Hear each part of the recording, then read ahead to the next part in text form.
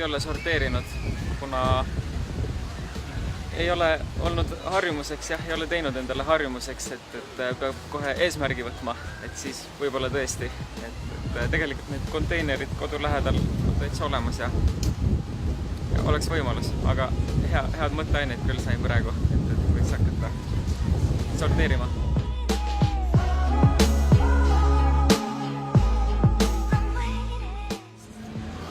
Well, I think clothes.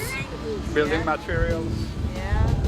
and construction materials for maybe cars and stuff, and have something else comes to your mind.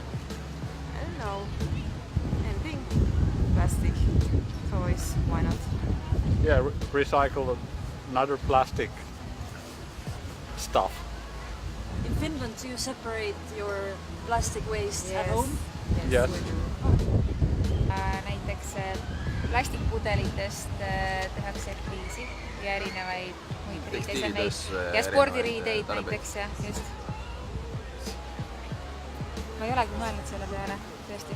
Aga aitäh vaatame teile. järgi. Ja. Siit saab seda.